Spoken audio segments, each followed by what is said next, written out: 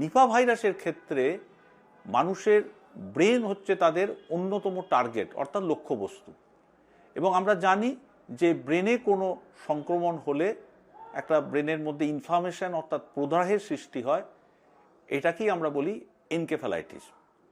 তো Nipah virus সংক্রমণের অন্যান্য আরও কিছু লক্ষণ প্রথম দিকে থাকে, যেমন ধরুন গলা ব্যথা, গলা খুসখুস করা, কাশি, কারো কারো শ্বাসকষ্ট। পরে আস্তে আস্তে এনকেফ্যালাইটিসের অন্যান্য লক্ষণ প্রকাশ পায়। এই এনকেফ্যালাইটিসের লক্ষণ আমরা চিনব কীভাবে?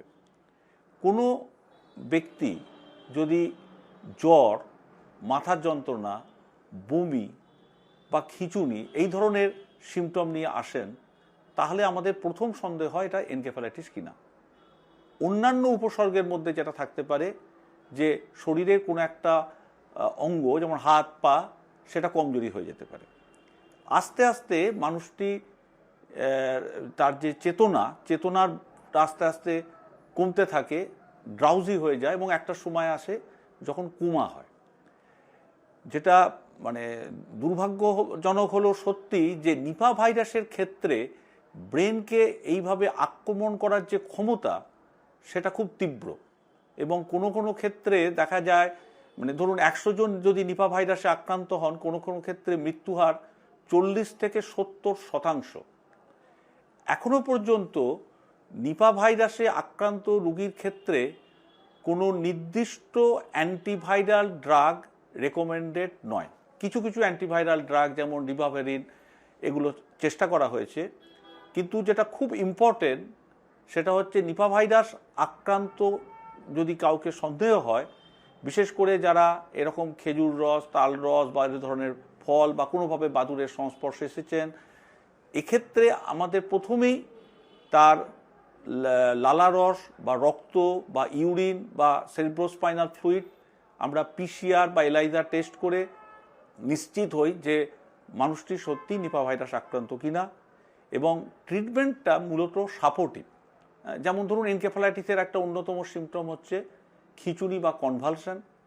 অনেক অ্যান্টিকনভালশন ওষুধ আছে যেগুলো ঠিকমতো ডোজে প্রয়োগ করলে কনভালশন কন্ট্রোল করে মানুষটিকে ভালো রাখা যায়। এছাড়া অন্যান্য যে সাপোর্টিভ মেজার, তার শরীরের মধ্যে ফ্লুইডের প্যারামিটারগুলোকে ঠিক রাখা, তার ব্লাড প্রেশার ঠিক রাখা, এদের কারো কারো শ্বাসকষ্ট হয়, রেসপিরেটরি সিস্টেমের প্রবলেম হয়, অনেক সময় ARDS acute respiratory distress syndrome শুরু হয়, যেক্ষেত্রে তার রেসপিরেটরি সাপোর্ট বা ভেন্টিলেশনের হেল্প লাগতে পারে।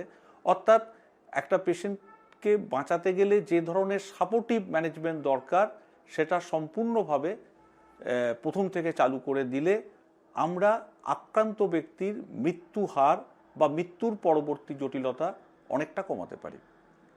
আর চিকিৎসার থেকেও আরেকটা ইম্পর্টেন্ট হচ্ছে রোগটা প্রতিরোধ। যদি কোনো রকম সন্দেহ হয় যে কোনো একটি মানুষ নিপা ভাইরাস আক্রান্ত, তাহলে তার সঙ্গে ডাইরেক্ট কন্ট্যাক্ট, তার বডি সিক্রেশনের সঙ্গে যোগাযোগ, এটা যতটা কমানো যায় ততই মঙ্গল। এবিপি আনন্দ, এগিয়ে থাকে, এগিয়ে রাখে।